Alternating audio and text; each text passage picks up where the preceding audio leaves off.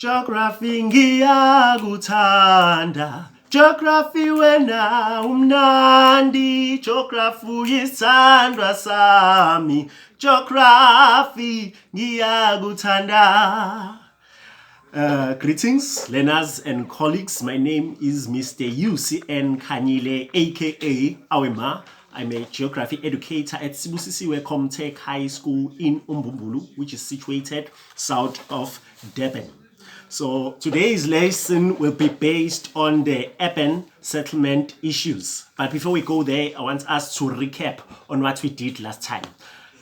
Our previous lesson was on the rural settlement issues, and we mentioned that the main issue that they have is land reform, since some of the land was taken during the times of apartheid by the party that was leading at that time. Okay, so we mentioned land reform, and we mentioned the strategies that government is using to address the problem of land reform, which includes land redistribution, land restitution, land tenure reform, and also expropriation. So moving on to today's lesson, before we discuss the urban settlement issues, I want us to focus on some important concepts. So please do not worry. At the end of this lesson, I will display notes so that you can be able to write them down. Okay, so the first concept that is important is urbanization. What is urbanization?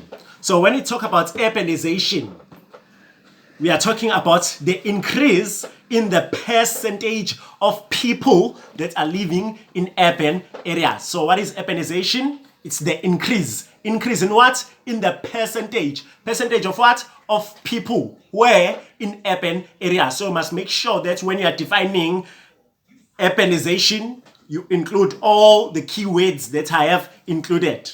Okay. The next concept is urban growth. What is urban growth? Urban growth is defined as the increase in the number of people in urban areas through natural increase. So it's very different to the concepts that we've just explained, which is urbanization. Urbanization, we said, is the increase in the percentage of people living in urban areas. And that is due to what? To rural-urban migration. But when you talk about urban growth, we're talking about the increase in the number of people. Why are they increasing? Because of natural increase. So that means babies are being born in urban areas to increase the number of people. Okay, thank you, Nanazi. The next concept is urban expansion. So what is urban expansion? Urban expansion is defined as the increase in the physical size of the urban settlement. So, for example, the urban settlement will start off having one building or few buildings, okay? But as people move from rural areas to urban areas, there is more demand for housing. So what's going to happen? That means more houses will be developed in urban areas. There will be more buildings built. More people lead to the city expanding physically. That means there will be more buildings that will be built in the urban area. So now, since the physical size of an urban area has increased, so we call this urban expansion. Thanks, Nanazi. Okay, the next concept that we're gonna move to is urban sprawl. Okay, please tilt the camera zipper so that it can show my face. Okay, urban sprawl is defined as the uncontrolled or formless. That's a keyword that you need to mention or to write down when you are writing your test or your exam. So urban sprawl is defined as the uncontrolled or formless growth of urban areas expanding into the surrounding rural areas. Okay, moving on, the next concept is the rate of urbanization, which is defined as the speed at which urbanization is taking place. So different urban areas will have different rates of urbanization. Okay, and then finally we have the level of urbanization. So it's defined as the percentage of people that are urbanized. So we are comparing rural areas and urban areas. How many people are found, or how much percentage of people is found in urban areas compared to the rural areas. So the level of urbanization is one of the indicators of development. Okay, moving on to the next slide. We have urban settlement issues. So I've listed about 5 urban settlement issues. The first one is housing shortage. We have traffic congestion. We have overcrowding. We have service provision. So when you talk about service provision, the services that I'm referring to, services like water, electricity, sanitation, and the waste removal. Okay, and then finally we have the lack of planning. Lack of planning, which can have a negative impact on the city because it can lead to the city becoming unattractive. So we can find the city experiencing urban decay and also the growth of the informal settlement. Okay, moving on. So let us focus more on the housing shortage. So what we're gonna do, we're gonna define the shortage of housing, look at the causes, the effects, and the solutions. Okay, so housing shortage is defined as the lack in the number of houses that are needed to accommodate the population of an area. So as people are moving from rural areas to urban areas, there will be more demand for housing. So that will lead to the shortage of housing. Okay, so the causes, as I've already mentioned, is the rural-urban migration. People moving from rural areas to urban areas. And also can be immigration, especially the illegal immigration, where foreigners will move to a particular country. So also in South Africa, we have places in the major cities that are mostly occupied by the foreign nationals. In Durban, we can look at Point, and in Johannesburg, we can look at places like Hillbrow. Okay, so the causes, we said it's rural-urban migration, and also it's immigration, especially the illegal immigration. Okay, so what are the effects of the shortage of housing? So if people do not find houses, they'll end up developing their own informal settlements, which will make the city to look unattractive. Also, people will be living under the bridges. So that will also lead to crime taking place in the cities. Okay, there will be robbery and other forms of crime. So what's the solution for the housing shortage? Okay, so the first solution that is suggested is to build rented homes for those who are having a limited income. So those that are receiving a very low salary, there must be rental houses that are prepared for them. Okay. Also RDP houses, which is the program that is already happening in South Africa. Also housing subsidies for employees. You find that there are employees which work for the state, but the amount of money that they are getting is not enough for them to be able to purchase their own houses. So government can assist them by subsidizing their bonds. Okay, moving on. The next urban issue, which is the last one for this video that I'm gonna be concentrating on or focusing on, is traffic congestion. Sorry, I forgot to apologize. I'm sure most of you are wondering why I'm wearing shades. So I have a problem here.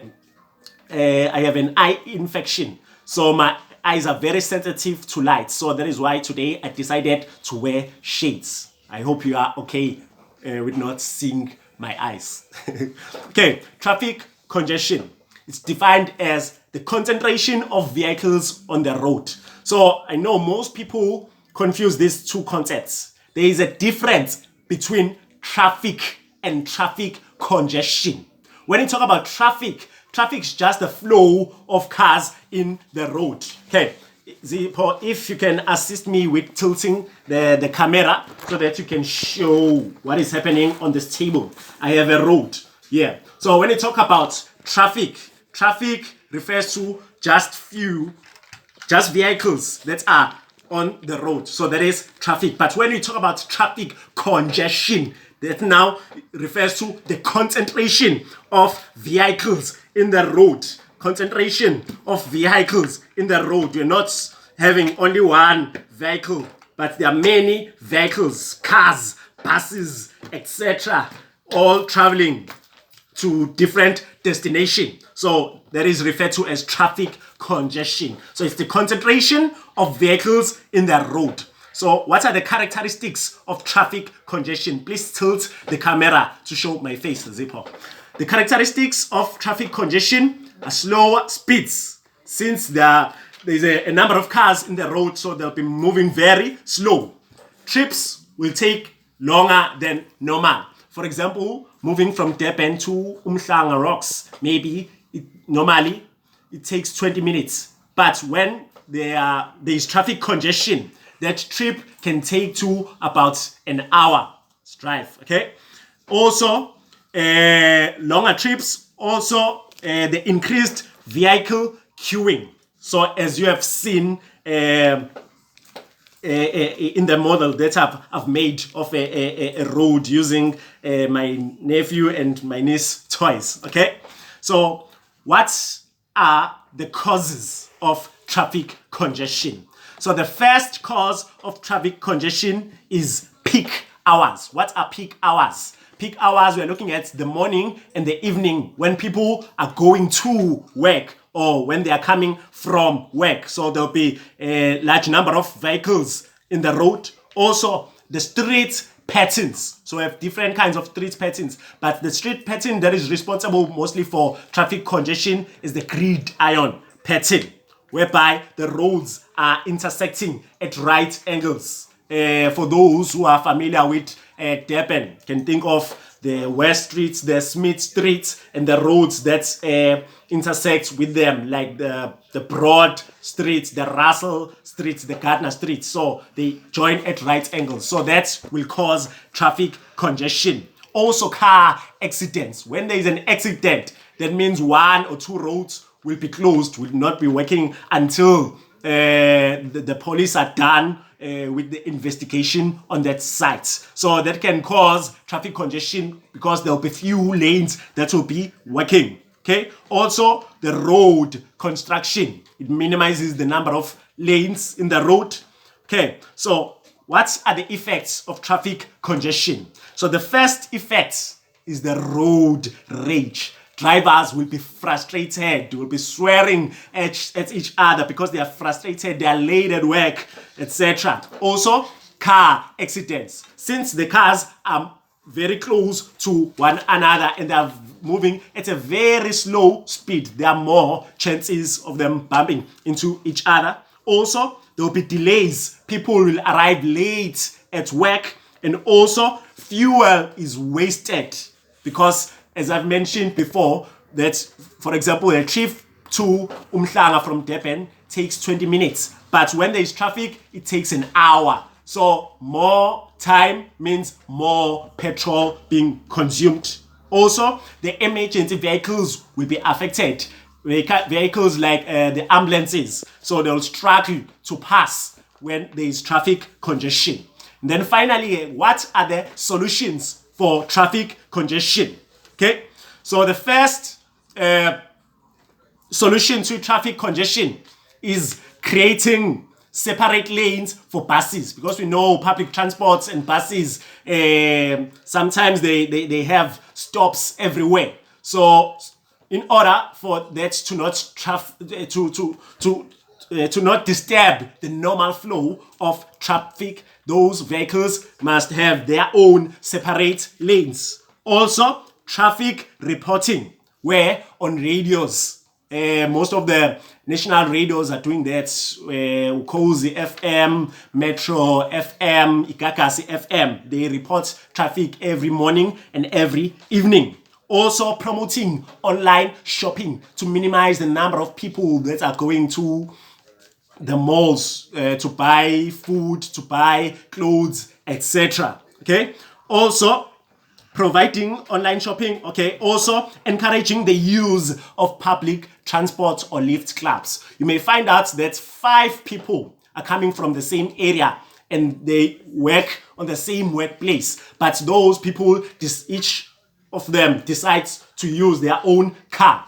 So instead of using your own car, to minimize the number of cars in the road, people are encouraged to do lift clubs. So for example, on the other week, they will use so and so's cars, and on the following week we'll use so and so's cars. So that will minimize the number of cars in the road. And also the use of public transports is encouraged. The use of synchronized robots. Okay. I think that is all for today. If you go to other books, I'm sure you'll find more solutions to the traffic congestion. So let us recap on what we did today.